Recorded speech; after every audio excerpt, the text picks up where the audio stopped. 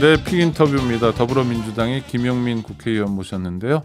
현안 관련해서 몇 가지 여쭤보도록 하겠습니다. 안녕하세요. 네, 안녕하세요. 김용민입니다. 네, 김용민 의원님은 지역구가 어디세요?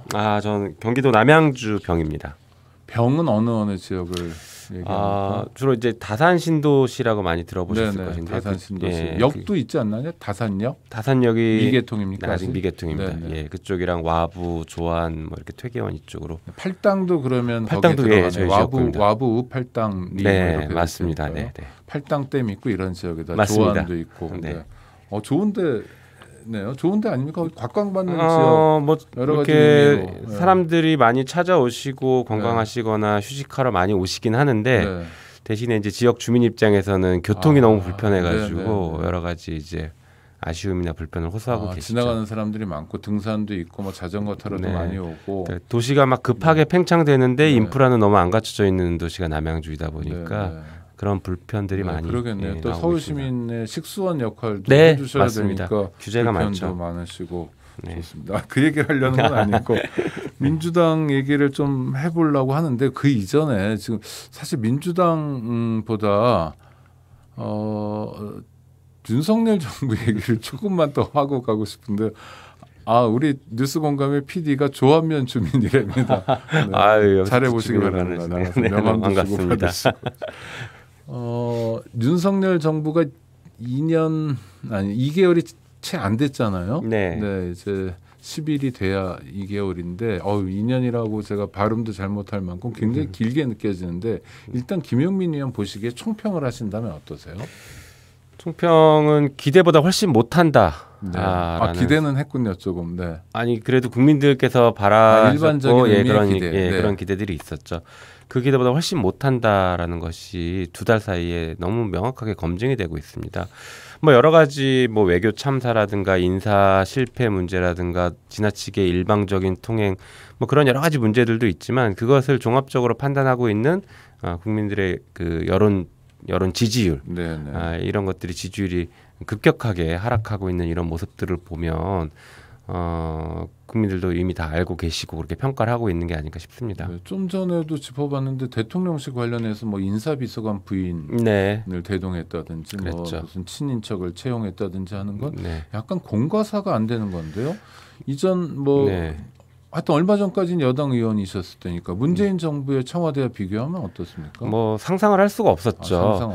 이미 그러니까 아시는 것처럼 문재인 정부 청와대에서는 그런 일은 아예 생각조차 하지 않았었고 그리고 워낙 그 여기저기서 감시의 눈이 많았고 거기에 대해서 또 민감하게 받아들이는 경향들이 있었었는데 지금 윤석열 정부는 아예 눈치를 보지 않는 정부인 것 같습니다. 감시의 눈은 문재인 정부나 윤석열 정부나 그렇죠. 똑같을 거 아니에요. 언론도 있죠. 그대로고 그러나 물론 이제 한쪽은 감시를 좀 의식하고 맞습니다. 한쪽은 아랑곳하지 않는다 이런 분석이신가요? 네, 게다가 물론 뭐 아시는 것처럼 감시의 정도도 좀 다르긴 하죠. 윤석열 정부에 대해서는 기울어지는 동작 이런 말씀이시군요.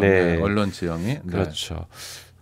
아무튼 또 심각한 문제는 지금 윤석열 대통령과 그 영부인과의 관계에서 청와대 제2부속실을 없애겠다라고 하면서 오히려 지금 영부인이 그 정치의 중심 그리고 국정의 중심에 있는 것 같은 모습들이 그렇게 말씀하신 근거를 한번 대주신다면 가장 대표적인 것은 지금 사무실을 같이 쓰겠다는 거 아닙니까? 대통령실에서 집무실을. 그러면은 그 모든 의사 결정 같은 것들이 언제 누구에 의해서 사실이 결정된지 한참 뒤에 알게 되는 것인데 지금 단계에서 결정에 대통령이 아니라 영부인이 결정한다라고 해도 알기가 어렵고 실제 그렇게 결정될 가능성도 충분히 있습니다. 한편 제가 예전에부터 계속 문제 제기했던 것 중에 하나인데 아직 확인이 좀 안 되고 있는 것인데 청와대 같은 경우에 상시 기록 시스템이 만들어져 있어서 쉽게 말하면 대통령의 모든 대화가 녹음이 되거든요. 그런데 지금 청와대에서 용산으로 대통령 집무실을 이전하면서 그 시스템을 갖췄는지에 대해서는 확인이 안 되고 있습니다.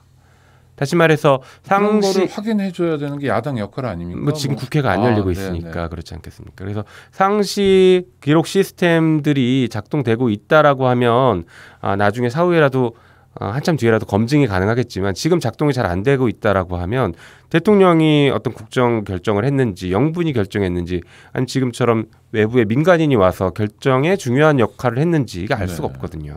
박근혜 정권 때 최순실, 최서원 씨 비선 실세 의혹 때문에 나라가 뭐 굉장히 그렇죠. 어지러웠는데요. 국정 농단이 됐는데 그것과 지금을 비교한다면 어떻습니까? 아직 뭐 초기 단계이고 구체적인 사례가 등장하지 않아서 단정하기는 어렵지만 적어도 구조상으로는 최순실 때보다 더 심할 수도 있다라는 그러니까 더 그런 위험할 수도 있는 거죠. 맞습니다. 최순실은 비선이니까 숨어 있거나 그랬죠. 뒤에서 어떻게 연결하기도 좀 어렵거나 이럴 텐데 부부니까요. 이건 맞습니다. 더 심각할 수도 있고.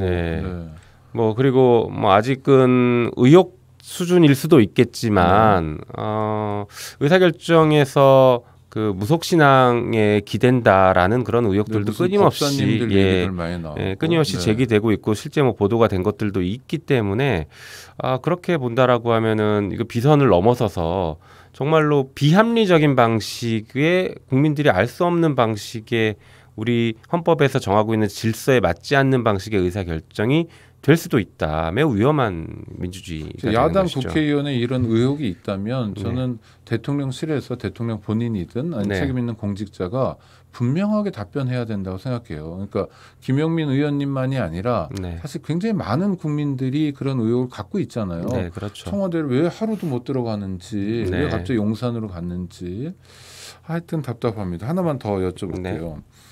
지금 어제 국정원이 2명의 전직 국정원장을 바로 고발을 했습니다. 그건 사실 기관이라는 게 약간 정관 예우까지는 아니더라도 이례적이잖아요.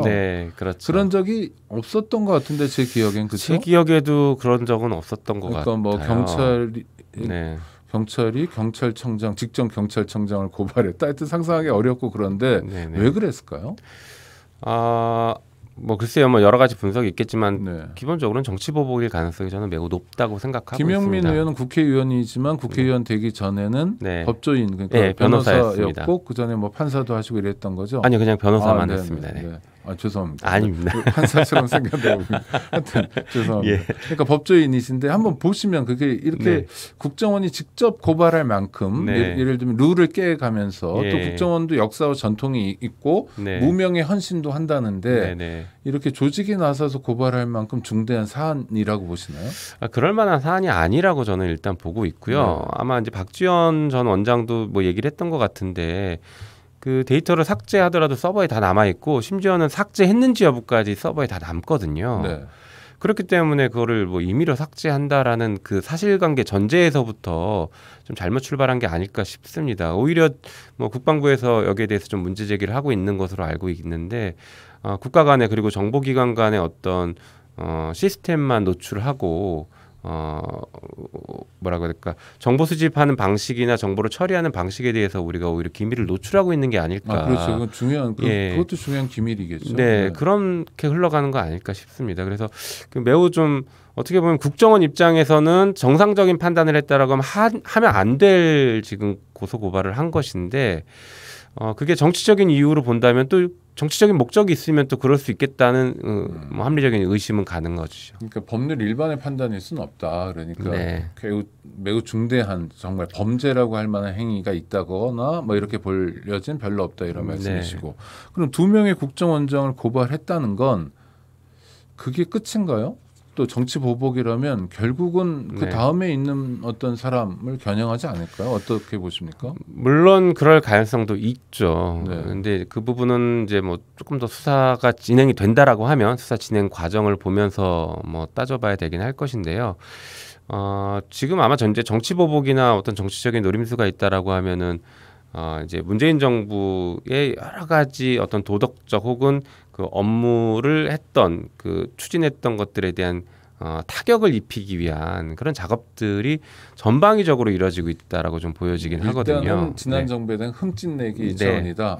그래서 그 차원에서 지금 진행되는 것이고 그게 하나의 그림을 만들어서 잘 모아진다라고 하면 더 다른 곳을 향해 가려고 할 수도 있겠죠. 물론 그 밑그림을 지금 그려서 기존의 과거의 어떤 사건들에 대해서는 공소장에 보면은 이미 그런 밑그림을 그려놨다라고 볼 수 있는 것들이 상당히 발견되기는 하는데 네.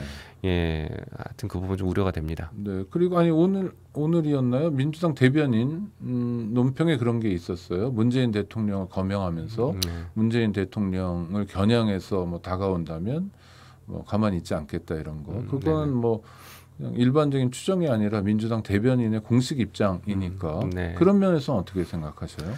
뭐 당연히 가능성이 네, 충분히 가능성 있죠. 충분히 가능성 예, 있다. 예. 네. 아까 말씀드린 것처럼 울산 사건에서 이미 공소장에 대통령이 여러 차례 거명이 됐었고요. 네. 그리고 그 이외의 다른 사건들에서도 청와대와 이제 블랙리스트 사건 이런 것들도 청와대 그리고 대통령을 향한 그런 수사들은 계속 이어지고 있습니다. 근데 만약에 정치 보복을 하겠다는 생각을 윤석열 정부가 했다면 네. 왜 하려고 하는 걸까요?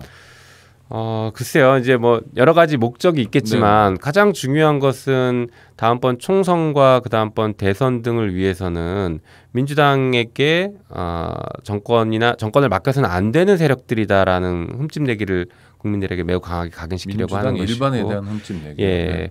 그리고 더 나아가서는 이제 차기 그 유력 후보들에 대해서 후보들의 정치적인 생명을 싹을 잘라버리려고 하는 그런 시도들도 충분히 할 수 있지 않을까 싶습니다.